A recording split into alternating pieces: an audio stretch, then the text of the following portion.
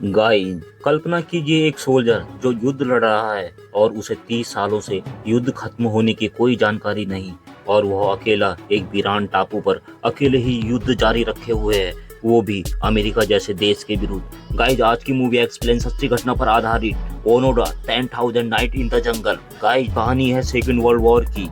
इस घटना के बाद ओनोडा जो वही सोल्जर है पूरे देश ने जिसे नाम दिया हीरो ओनोडा, एक सच्चा हीरो। इस मूवी की शुरुआत में दिखाया जाता है कि लोवांग फिलीपींस के तट पर एक टूरिस्ट उतरता है।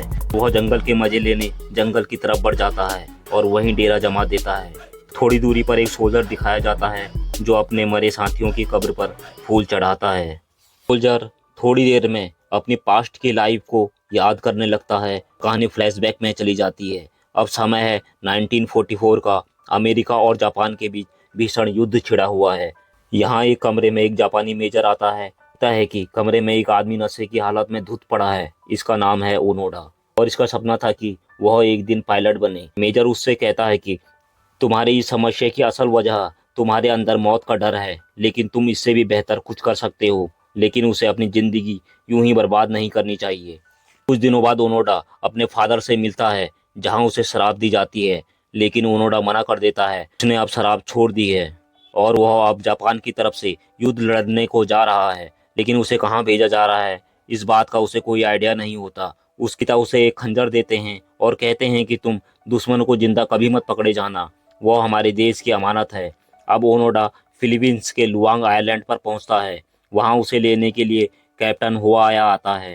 अब कैप्टन हुआया सभी सोल्जर्स को वहां के हालात से रूबरू करवाता है। बाकी के सोल्जर्स ओनोडा को सीरियस नहीं ले रहे थे। तभी वहां उनका लेफ्टिनेंट आ पहुंचता है। ओनोडा उससे कहता है कि जनरल स्टॉ ने उन्हें गोरिल्ला युद्ध लड़ने को कहा है, लेकिन लेफ्टिनेंट को लगता है कि ओनोडा को युद्ध लड़ने का जरा भी हुनर नहीं है, क्योंकि गोरिल्ला वॉर की रणनीति यहाँ काम आने वाली नहीं। और आप सभी सोल्जर्स गुफा में खाना और हथियार इकट्ठा करते हैं और काम करते करते थक जाते हैं। वे अब यहाँ आराम करना चाहते थे, लेकिन ओनोडा कहता है यह समय आराम का नहीं और सभी अपने कैंप की ओर चल पड़ते हैं। कैप्टन हो आया वहां आकर ओनोडा को डांट लगाकर कहता है कि तुमने मुझसे पूछे बिना ही इन सैनिकों से हथियार और अनाज शिफ्ट करा दिए, जिससे सैनिक काफी थक चुके हैं। इतना कहते ही बीमारी से ग्रस्त कैप्टन वहीं पर गिर जाता है। उसकी तबीयत बहुत ज्यादा खराब हो जाती है। फिर वहां का मेयर कैप्टन के पास सैनिकों के खिलाफ कंप्लेंट लेकर आता है कि जापानी सैनिक वहां के गांव वालों का खाना चुरा रहे हैं, जिस पर कैप्टन पूरी तरह बौखला जाता है और मेयर से चिल्लाकर कहता है कि उसके सैनिक हैं, कोई चोर नहीं। कुछ देर बाद इन पर हमला हो जाता है। कैप्टन हुआया ओनोडा को दूसरे कैंप में जाने का ऑर्डर देता है। तभी वहां एक ब्लास्ट हो जाता है और कैप्टन हुआया वहीं पर शहीद हो जाता है। अब बचे हुए सोल्जर वहां से 900 कैंप पर जाते हैं। वहां रास्ते में इन्हें लेफ्टिनेंट अकेला जख्मी हालत में दिखता है और बताता है कि दुश्मनों के हमले का जवाब देने लोग नाव से गए थे, लेकिन उसके सारे साथी मारे गए और उसने किसी तरह अपनी जान बचा ली। तभी ओनोडा उनके कैंप में जाता है जहाँ पर सभी लोग बीमार हैं और ओनोडा उन्हें अपने साथ ले जाना चाहता है, लेकिन ये लोग कुछ ज्यादा ही बीमार होते हैं। दुश्मनों की फौज भी काफी नजदीक आ चुकी थी। ये सभी बीमार आदमी सुसाइड करने का फैसला कर लेते हैं। उन्हें मालूम था कि अब किसी हालात में वे जिंदा नहीं बचेंगे। अब ओनोडा एक बीमार आदमी के हाथ में एक बम देता है और बीमार आदमी से कहता है कि वह फिक्र न करे, जैसे ही दुश्मन यहाँ पहुंचेगा वह तभी ही उसे ब्लास्ट करेगा। फौज वहां से निकल जाती है। रास्ते में ओनोडा को ख्याल आता है कि सभी बीमार आदमी भूखे हैं। तब ओनोडा डिसाइड करता है कि उन्हें पहले जहाँ खाना और हथियार छुपाए हैं उस गुफा में जाना चाहिए। वहाँ खाना खाने के दौरान दो सैनिकों में आपस में झगड़ा होने लगता है। एक सैनिक को चाटा जड़कर झगड़ा खत्म करवाता है। तभी घायल लेफ्टिनेंट आगे आकर कहता है कि मुझे और कुछ सैनिकों को लगता है कि खाना दो हिस्सों में बांट देना चाहिए, जिससे आगे चलकर ऐसे झगड़े नहीं होंगे। वहां बैठा एक सैनिक ओनोडा से कहता है कि लेफ्टिनेंट की हालत भी बहुत खराब है और वह युद्ध करने के हालात में नहीं है। हो सकता है कि वह आगे चलकर दुश्मनों के सामने सरेंडर कर दे, इसलिए उसे सावधान रहने की जरूरत है। अब ओनोडा उसके साथ मिलकर मजबूत सोल्जर्स की एक टीम बनाता है, जिसमें वह 5 और सोल्जर्स को सिलेक्ट करके बाकी को लेफ्टिनेंट के साथ 2 बोरी चावल के साथ वहां से जाने को कह देता है। अब लेफ्टिनेंट और बचे हुए सोल्जर्स वहां से चले जाते हैं। अब ये 2 टीमों में बढ़ जाते हैं। ओनोडा अपनी टीम से कहता है कि क्योंकि तुम्हारा ध्यान सिर्फ खाने पर ही नहीं था, जो असली सोल्जर्स की पहचान है, अब हम लोग गोरिल्ला टेक्निक से छापेमारी की रणनीति से दुश्मनों का सामना करेंगे। सुबह उठते ही इसका एक साथी ओनोडा से कहता है कि हमारे 3 साथी भाग चुके हैं, क्या हमें उन्हें पकड़ना चाहिए? ओनोडा कहता है, उन्हें जाने दो, वो हमारे किसी काम के नहीं। अब ओनोडा अमेरिकी सोल्जर्स पर अटैक की रणनीति बनाता है, लेकिन तभी वहाँ बारिश गिरने लगती है।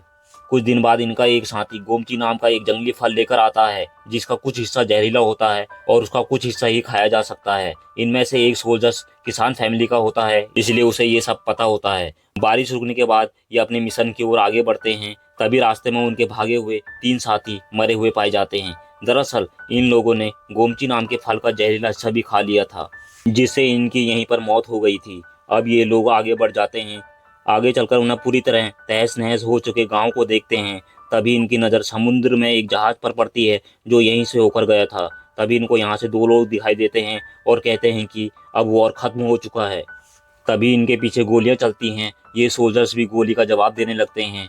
ये लोग 2 दुश्मनों को मार गिराते हैं। अब रात में गुफा का सीन दिखाया जाता है, जहां पर एक सोल्जर्स कहता है कि उन 2 गांव वालों ने कहा था कि युद्ध खत्म हो गया है। तभी ओनोडा गुस्सा होकर कहता है कि अगर युद्ध समाप्त हो जाता तो लोग हम पर पहले गोली क्यों चलाते? यहाँ पर अमेरिकी और फिलीपींस हमारे दुश्मन हैं और हमारी ट्रेनिंग भी आम सोल्जर्स की तरह नहीं हुई है। अब कहानी यहाँ से फ्लैशबैक में चली जाती है। यहाँ पर सीक्रेट ट्रेनिंग सेंटर है और सिखाया जाता है कि अकेले जंग में सही निर्णय कैसे लिया जाता है। दुश्मनों के द्वारा पकड़े जाने पर तुम्हें आम सैनिकों की तरह सुसाइड नहीं करना है, बल्कि हर हाल में जिंदा रहना है और परेशानी का हल ढूंढना है। हर परेशानी का हल जरूर होता है। इन्हें बताया जाता है कि उन्हें कोई भी डिसीजन लेने की आज़ादी रहेगी और उनके ऊपर किसी का कोई कंट्रोल नहीं होगा। ये खुद के अधिकारी होंगे और इन्हें हर हाल में खुफिया तरीके से काम कर उसे जीतना है और उनके काम के लिए उन्हें कोई इनाम या मेडल नहीं दिया जाएगा। चाहे कैसे भी हालात हो, कितने ही वर्षों का समय लग जाए, इन्हें वहीं किसी भी हालात में टिककर मिशन को अंजाम देना है।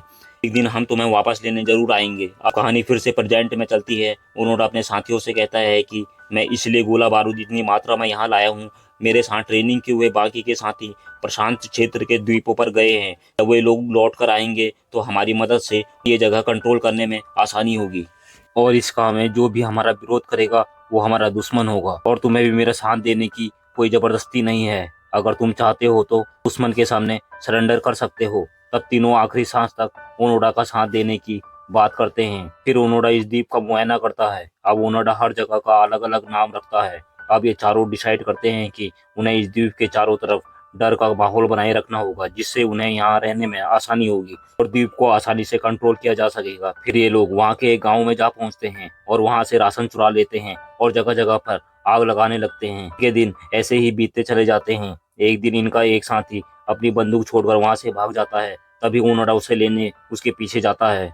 कुछ देर में बारिश शुरू हो जाती है। उधर ओनोडा को वह साथी बेहोशी की हालत में मिलता है और ओनोडा उसे अपनी नई झोपड़ी में लाता है। वह सोल्जर ओनोडा को उसकी जान बचाने के लिए थैंक यू कहता है और ओनोडा से कहता है कि हम चारों एक परिवार हैं और उन्हें परिवार पर शक नहीं करना चाहिए। अब कुछ समय बीतने के बाद बारिश खत्म हो जाती है। अब ये लोग अपनी झोपड़ी तोड़कर आगे बढ़ते हैं।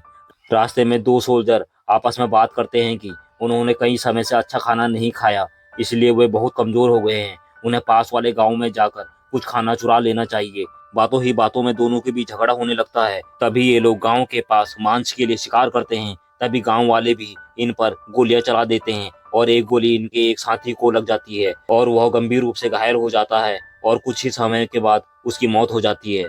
ये लोग उस सोल्जर्स को दफना देते हैं और वह गोली चलाने वाला आदमी भी पकड़ा जाता है।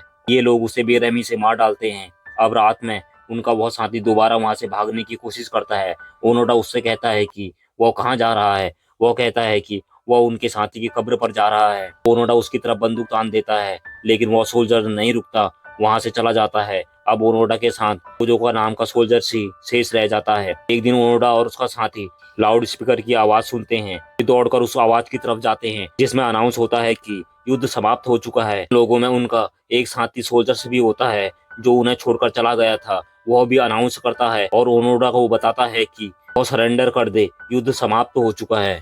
अब ओनोडा का भाई भी सामने आकर कहता है कि ओनोडा सरेंडर कर दे क्योंकि युद्ध समाप्त हो चुका है। लेकिन ओनोडा को लगता है कि ये उन्हें बाहर लाने के लिए दुश्मनों की कोई साजिश है और फिर ये दोनों कुछ और दिन छुपे रहने का डिसाइड करते हैं। तभी रात में ये लोग अपना आगे का प्लान तैयार करते हैं और कंफर्म कर लेते हैं कि ये दुश्मनों की कोई साजिश ही थी। अब दूसरे दिन ये एक बीच पर जाते हैं और वहाँ मछुआरों को वहाँ से डरा कर भगा देते हैं। अब ये दोनों बीच के मजे लेते हैं। इन्हें ऐसे ही कई साल बीत चुके हैं और अब ये बूढ़े भी नजर आने लगे थे। रात में इनकी झोपड़ी के बाहर एक औरत छुपी होती है, जिसे पकड़ के ये दोनों बंदी बना लेते हैं। अब ये दोनों सोचते हैं कि इस औरत को यहीं रखना है या छोड़ देना है। एक रात को वो औरत इनकी पिस्टल निकालकर ओनोडा के साथी के पैर पर गोली चला देती है। ये लोग गुस्से में उस औरत को मार डालते हैं। कुछ ही दिनों में उस सोल्जर्स के पैर का जख्म ठीक हो जाता है। एक दिन ये नदी में अपने कपड़े धो रहे थे, भी ओनोडा की गन खो जाती है और जैसे ही इन्हें गन मिलती है तभी इनके ऊपर अटैक हो जाता है, जिसमें ओनोडा के साथी की वहीं पर मौत हो जाती है। वो भी मजबूरन वहां से भागना पड़ता है। ओनोडा अब अकेला ही रह जाता है और जैसे तैसे यहाँ दिन गुजारने लगता है। उसको अब भी विश्वास है कि उसके साथी ट्रेनिंग के वक्त उसके साथ थे, यहाँ जरूर आएंगे। इसलिए वो बीच बीच में स्मोक सिग्नल देता रहता है और अपने मरे हुए साथियों की कब्र पर फूल चढ़ाता है। अब कई वर्ष बीतने के बाद ओनोडा को वहाँ म्यूजिक की आवाज सुनाई देती है। ओनोडा उसकी तरफ बढ़ता है और देखता है कि वहाँ पर एक आदमी जापान का झंडा लगाए हुए है और वह पिकनिक मना रहा है। ओनोडा उसकी तरफ बंदूक तान देता है। वह ओनोडा को बताता है कि वॉर 1945 में ही खत्म हो गया था और वह ओनोडा और उसके साथियों के बारे में भी जानता है और उसकी ओनोडा से मिलने की बहुत इच्छा थी। यह सब सुनकर ओनोडा पूरी तरह टूट जाता है और कहता है कि उनके कमांडिंग ऑफिसर तानाकुंजी को यहाँ भेजना, वह तभी सरेंडर करेगा क्योंकि उन्हें पता होगा कि उसे आगे क्या करना है। यह कहकर वह फूट फूट कर रोने लगता है। दूसरे दिन टूरिस्ट उससे तानाकुंजी को यहाँ लाने का वादा करके वहाँ से चला जाता है और जापान जाकर तानाकुंजी को ढूंढने लगता है, जो अब रिटायर हो चुके हैं। टूरिस्ट उसके पास जाकर ओनोडा की जानकारी देता है, लेकिन तानाकुंजी टूरिस्ट से कहता है कि वह उसकी कोई मदद नहीं कर सकता। रिटायर होने के बाद में उसका सेना से कोई वास्ता नहीं। लेकिन टूरिस्ट कहता है कि ओनोडा सिर्फ तुम्हारा ऑर्डर फॉलो करता है, सिर्फ तुम्हारे ऑर्डर से ही दिमांग द्वीप से वापस आएगा। बहुत समझाने पर तानाकुंजी मान जाता है। अब टूरिस्ट तानाकुंजी को लेकर लुआंग द्वीप आ जाता है। ओनोडा भी उनका टेंट देखकर वहां आ जाता है। फिर तानाकुंजी ओनोडा को सरेंडर करने को कहता है और बताता है कि जंग तो 30 साल पहले यानी कि 1945 में ही खत्म हो गई थी और ओनोडा 30 सालों बाद इतने मुश्किल हालातों से लड़ते हुए सरेंडर कर देता है। गाइस, मूवी यहीं पर समाप्त हो जाती है।